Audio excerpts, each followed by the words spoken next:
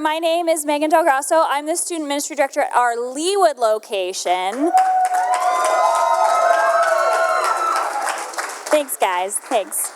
I want to introduce you to my family before I get started. So here's a picture of my family. They're pretty great. That's Mike, my husband. He's my high school sweetheart. We'll talk a little bit more about that later. And our daughter, Victoria, is 9. She loves horseback riding, and she just learned how to jump. Does anyone ride horses? Anyone? Yes, a little bit. Amazing. She loves it. She's been very, very excited to ride horses. And then my son is 6. His name is Caden, and he plays ice hockey. And he's really awesome, if you ask me, but I'm super biased. But just saying, like 3 weeks ago, he did score 7 goals in a game. So I know, it's no big deal. He's pretty great for a 6-year-old who plays hockey. But those are my favorite people. They're my people, and I could talk about them all day because I love them so much, and I love talking about them. So this weekend, though, we have been talking about the life of Peter. And so we've heard a couple different things about the life of Peter. Last night, we talked about how Jesus is better than anything you're holding on to. And then we heard from Ashley this morning, we talked about how God is the creator of the universe, and God also knows your name and reaches towards you. That God is expansive and vast and also personal and knows your name. Keep your eyes on Jesus because your storm isn't stronger than the one who knows your name. We heard that from Pastor Ashley this morning. And so we're going to keep moving through this story of Peter. Tonight's story, it's full of friendship and betrayal. There's a little bit of pain in there, but also forgiveness and grace and trust. And it's a pretty beautiful story. I love going through the story of Peter. So to catch us up to where we are now, we are in the final days of the life of Jesus. So we're, in Holy Week is what we would celebrate as we're moving up towards Easter. And so we're at the Last Supper where the disciples are gathered, Jesus' followers are all gathered together, and they are having their last moments together as this community of people who did ministry and life together. And so they're sitting together, and Jesus is teaching them and preparing them for what's coming because Jesus knows what's coming. He's trying to communicate it to them, but they don't totally understand what's coming because how could you really be prepared for what happened to Jesus? You can't really be prepared. We know the end of the story, but they didn't. And one of the things that Jesus shares is that Peter is going to deny Jesus 3 times. And Peter is like, no way. I'm not going to deny you 3 times because Peter and Jesus, they were friends. They had been traveling together and done life together every day for years. Their lives were intertwined. They were woven together. They had walked through a storm together, many storms. They did life together daily. Think about the person that you see every day. Maybe one of your best friends that you see every day. That's the person that Jesus is saying, you're going to betray me 3 times. They were close. They were friends. Peter didn't believe it. He was like, there's no way. I'm not going to do that. I'm not going to deny you. But he did. So Jesus said it, and it happened. Even with Peter knowing that it was going to happen, when the moment came, Peter still denied him 3 times. When I was in college, I had this friend, and we roomed next door to each other our freshman year. We rushed sorority together. We pledged a sorority together. Our sophomore year, we were roommates. Our junior year, we studied abroad together, and so we studied abroad in the Netherlands. It was awesome, highly recommend, but we were close. I saw her every day. Over the summer, she had an internship, and she spent like 2 months living at my house during her internship. She and I were really good friends. Really, really good friends. And so we go through college, we're friends, we graduate, it's great. She comes to my wedding because I got married pretty young, and we got married right after I graduated from college, and she comes, and it's great. And 3 months later, what happens is I go to our college reunion. And so I walk into our sorority house, and I'm in a room that's probably about the size of the cabin bedrooms that you have. And there's 4 of us. I walk in to 3 other people, and there's 4 of us in the room. Now remember, this is a person I had done life with basically every day for the last 4 years. We traveled together, we studied together, we lived together. And I walk in, and I'm excited to see her, and I say hi to her, and I call her by name, and she looks right through me. It's like I wasn't even in the room. It was really weird. And so I stay in the room, like we talk, because we had all just graduated together a few months ago, not that long ago. It's not like it was 5 years later. It was like 4 months later. 4 months after graduation, 2 months after my wedding, or 3 months. And so we have the conversation. She and I never exchange anything, any pleasantries, anything. Even though I had called her by name, I'd walked into the room, I saw her. We were like this close together. And so I leave, and I'm talking to someone else, and my friend comes up to me, and she goes, hey, she said that she didn't see you today, that like how weird it was that you weren't here. And I was like, what? I was in the room with her. I said her name to her face. It didn't make sense to me that I could be in this room, someone that I had lived with for 4 years, and all of a sudden it was like I didn't even exist, to the point where she told someone else that I wasn't even there. It was a really, really bizarre situation. And the shock on my face was real, and the shock in my soul was real, because I felt hurt and betrayed a little bit, and fully unseen. Like, how could this person that had been a part of some of my most fun, most thoughtful and intentional memories in college, just like all of a sudden forget who I am? It was weird. It was really, really weird. And I don't know if you've ever had that experience where you've like been in a situation and you thought your relationship with someone was different than it was. Or something happened with a person and your relationship with them altered forever. It completely changed. Now, this friend, I haven't seen her much since that day. She got married. I wasn't invited to her wedding. She and I did not live in the same town, but she would often travel to my town to go to the mall randomly. And one day I was at the mall. I had just had my daughter, and I was just like standing in line. It was around Christmas. I was holding her, and she came up to me, and she was like, oh my gosh, Megan, you had a baby. And I was like, yeah, I did. I haven't talked to you in like 6 years. The last time I saw you, I didn't say any of this, but the last time I saw her, she didn't even see me or look at me. But now she's talking to me in the food court. Like, that's kind of weird. And then 3 years later, bizarre, she didn't live in the same town, but I was in the hospital having my baby, my Caden, my second, and she was in the hospital, not having her baby, but getting a checkup at the same time that I was there. And so they're like pushing me in a wheelchair down the hall to go to my room, and she's getting pushed in a wheelchair down the hall going to her room, and we just kind of look at each other, and we're like, what is happening?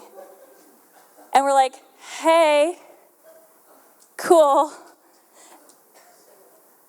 And never again have I seen her or talked to her. We're not friends on social media. It's like this person who was so important in my life, in my daily, everyday life, for such a long time, all of a sudden just like forgot I existed. It fully altered my relationship. And I can't imagine how Peter must have felt and how Jesus must have felt in those moments when Peter denied knowing Jesus.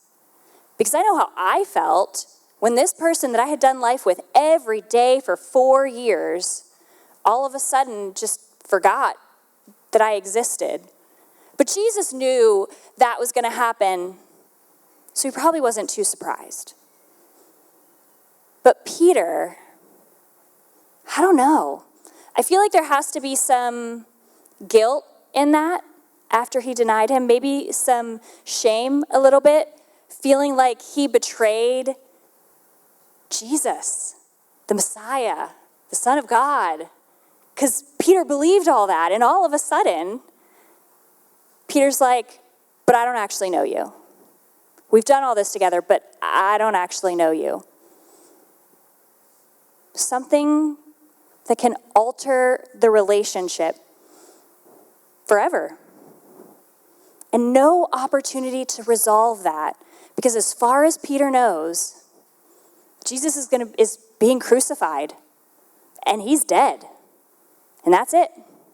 Your last moments were denying Jesus, someone you spent all that time with, and no chance to resolve it. There's got to be some pain in that. But we know that's not the end of the story because Jesus comes back. So Jesus is crucified, dead, and buried. You know this. It's the Apostles' Creed. If you've gone through confirmation, he's crucified, dead, and buried. And on the third day, he what? He rose from the dead and he ascended into heaven. And so he came back. And the disciples were a little surprised by that. And for me, it's not really that hard to make me feel anxious. But I think if I were Peter, the moment that I saw Jesus after I had denied him 3 times, I think I would feel very anxious, maybe actually a little bit terrified, because what am I going to say to him? He knows that we did life together, and all of a sudden I just decided I wasn't going to anymore. I can't imagine being in that situation, but I think I would feel some stress or anxiety. So when Jesus comes back, he meets the disciples and they're fishing and he sits to have breakfast with them. And so Peter and Jesus, they have this conversation, and maybe you've heard this conversation before. This is in John chapter 21. It says this: when they had finished eating, Jesus said to Simon Peter, "Simon, son of John, do you love me more than these?" "Yes, Lord," he said. "You know I love you." And Jesus said to him, "Feed my lambs." And Jesus asked a second time, "Simon, son of John, do you love me?" And Simon replied, "Yes, Lord, you know I love you." And Jesus said to him, "Take care of my sheep." And he asked a third time, "Simon, son of John, do you love me?" And Peter was sad that Jesus asked him a third time, "Do you love me?" And he replied, "Lord, you know everything. You know I love you." And Jesus said to him, "Feed my sheep." 3 times Jesus asks, "Do you love me?" 3 times Jesus calls Peter and invites him to feed my sheep. So 3 times, that's pretty important. 2 things come to mind for me when I think about this story. And the first one is this: when you love something a lot, you talk about it. I told you earlier, I could talk about my kids all day. If you let me talk about them, I will, because I love them a whole lot. My husband and I, we started dating in high school, and the moment we started dating, like this was a long process because we met freshman year, and I maybe was in love with him, and it took until senior year, the end of junior year, for him to also be in love with me, but it's fine. We're married now, so it worked out. But the moment we started dating, and the following 20 years since we started dating, any chance that I have to talk about how awesome Mike is, I will, because he's really awesome. I'm a big fan. He's pretty great. Because when you love something, you want to talk about it. And here's a picture of Mike and I at our senior prom many years ago. I know, we were so cute. We were so cute. Especially him. That's why I loved him so much. And I just wanted to talk about him all the time. And I still want to talk about him all the time. And there's probably something in your life right now that you love so much that you would talk about all the time. Maybe it's a friend or a sport or a hobby. Maybe you have a dream that you want to accomplish. Something you want to talk about all the time if someone would just sit and listen to you uninterrupted. But the same thing is true for our faith. When we love Jesus, we want to share that love with other people. We just sang it in praise a few moments ago. I won't be quiet. Because we love Jesus. We want to share that out with the world. We want to share it with other people. And so what if Peter isn't being asked, do you love me? What if he isn't being asked if you love Jesus? What if he's saying, do you love me enough to take the next step in faith? Do you love me enough to do the next thing that I am inviting you to do? What if our next step in our faith is sharing the love of Jesus with the world through our words and our actions and telling other people how awesome Jesus is? You're here, we're at a retreat, and so we're spending the whole weekend talking about Jesus, and so it feels really easy because we're all here for the same purpose. But what if we take this, the kind of conversations that we're having here, and we take it home with us out into the world,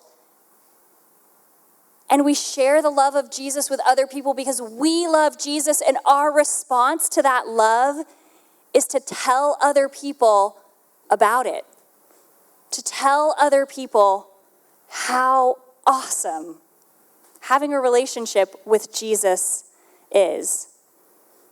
And that when people speak to us, when people interact with us, that they would know that we are followers of Jesus because of our words, because of our actions.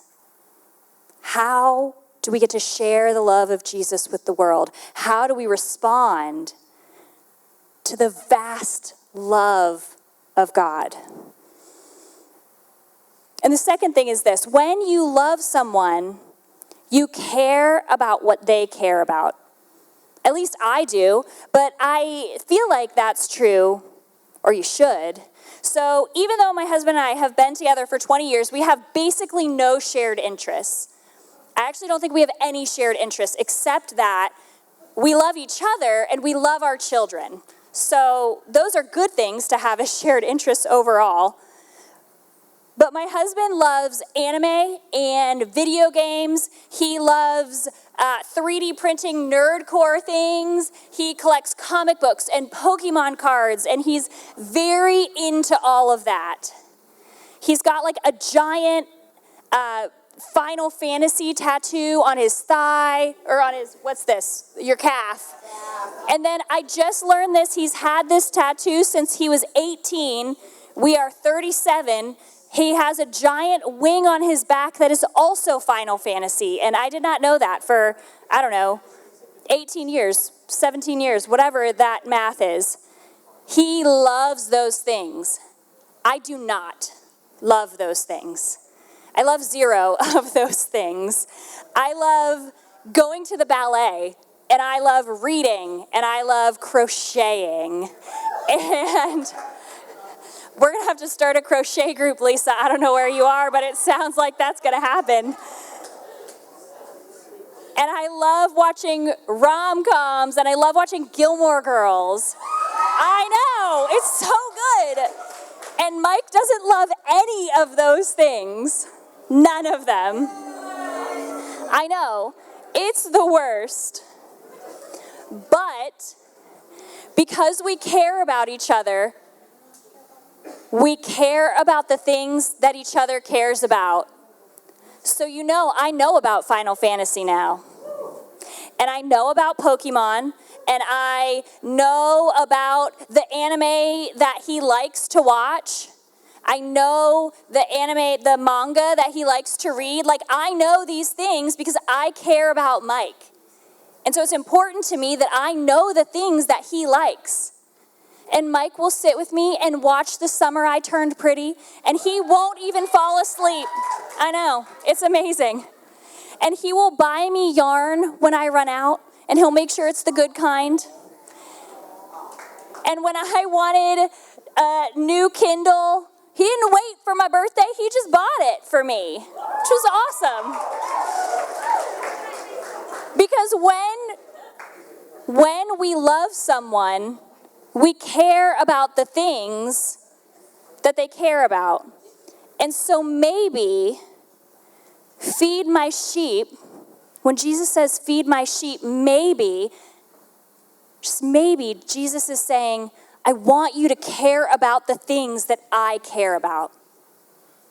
It's important to me. You, Peter, who are following me, if you say you love me, care about the things that I care about. Do you care about the people who are unhoused? Do you care about the people who don't have enough food? Do you care about people who don't know me? Yes. Jesus, do you care about them? I'm glad the answer is yes, because I think that's what Jesus wanted the answer to be. He wants us to care about the things that he cares about. Maybe that means serving somewhere. Maybe that means using your words to share about Jesus. Maybe it means encouraging people who are around you and lifting them up. Peter denied Jesus in the midst of what I would assume are the hardest, maybe darkest moments of Jesus' life. And Peter looked at his friend in those moments and said, I don't know you. I can't do this. I don't know you. And when Jesus returns, what Jesus doesn't say is, Peter, you failed. You failed the test. You didn't do it. You did it wrong, actually. All wrong. I warned you that you are going to deny me, and you just completely ignored it, and then you did it anyway. But Jesus doesn't say any of that. Jesus challenges him, feed my sheep. Love my people. Care about what I care about. Jesus is reminding him of the ministry that they shared together for the last 3 years, where they traveled and shared the love of God with everyone that they met. Jesus was saying, remember that, what we did? Feed my sheep. The ministry was all about feeding his sheep. It wasn't new. It's a reminder of something that they had already been doing. We see forgiveness in that. We see grace in that. We see a God who loves us no matter what. A God who loves us in the moments that we fail and in the moments that we succeed. A God who loves us even when we say, I don't know you. I can't know you right now, like Peter did. And Jesus still says, feed my sheep. There's responsibility in that. There's trust in that. And we're invited into that too. This isn't just a message for Peter. Jesus isn't just saying, Peter, feed my sheep. He's saying, Megan, feed my sheep. He's calling you to feed his sheep. Peter is flawed and we are flawed. But that doesn't mean we can't feed his sheep.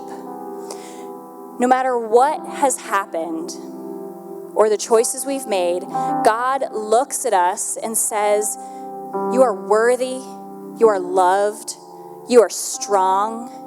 You are important. God says you are known by name because God's love is expansive. It's bigger than what we can understand. God's love is bigger than our greatest achievements and greatest mistakes. We can't comprehend it. God's love is vast and personal and expansive and familiar. It's unchanging and it's inclusive. There's literally nothing like it anywhere else in the world.